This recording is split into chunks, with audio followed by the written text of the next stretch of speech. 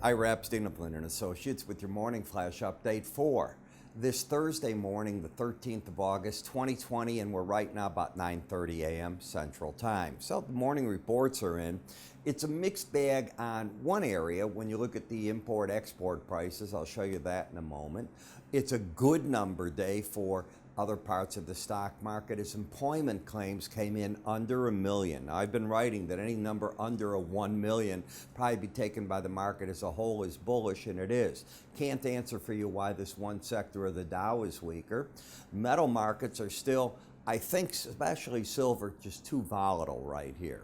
The gold market, well, it's getting back into more normal type ranges. I'm very pleased to see that. If you didn't look at my metal report yet, you want to.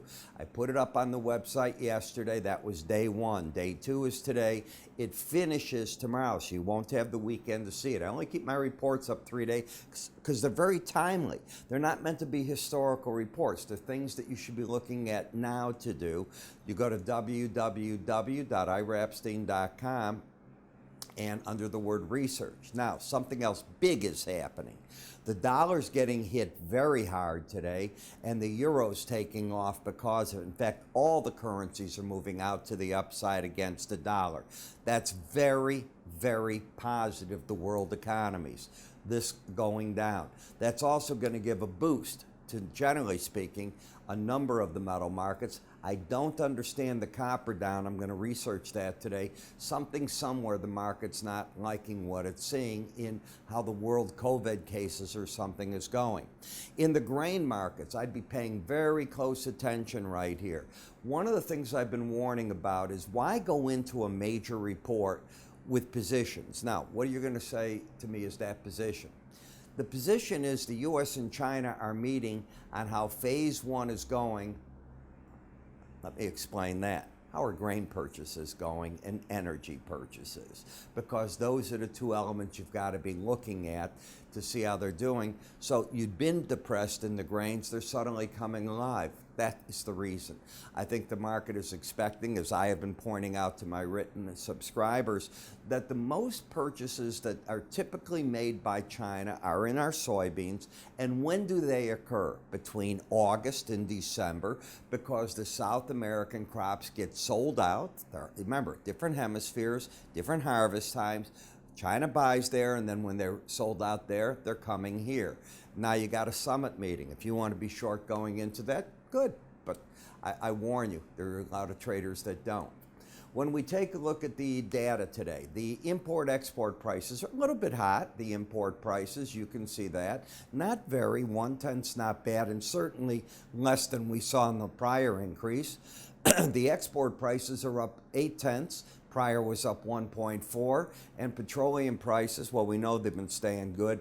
They jumped a lot in June, but now they're up only 7.8%. Here's a great number, the initial claims. It came in at down at 963. That is less than that 1 million, first time in 20 weeks. That is not a bad thing. There's a negative to it. Let me give you the negative. There's always a positive and a negative. The negative is probably the claims coming in now are the permanent claims, not the temporary ones.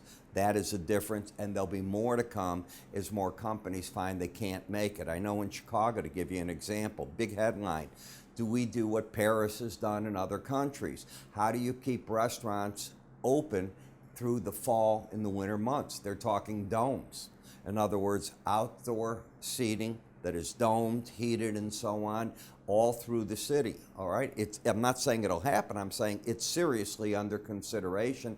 Otherwise, we get a collapse in that. Our seasons, unlike other parts of the country, come the November time frame, late November, we get cold. You can stay moderate, okay, up until late September, but after that, you're into the change here.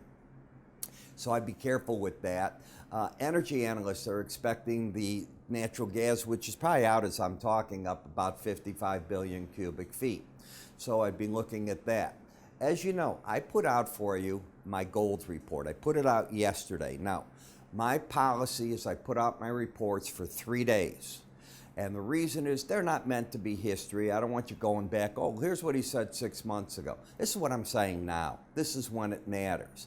And I covered for you in this gold in great detail, monthly analysis and weekly. That's for the long-term traders that want to put on positions and try to hold them for the longer pull. Then I go into the daily. I went into the seasonals. The seasonals I covered for you. The 30-year, the 15, and the 5. What happens right now? Gold has a tendency to rally.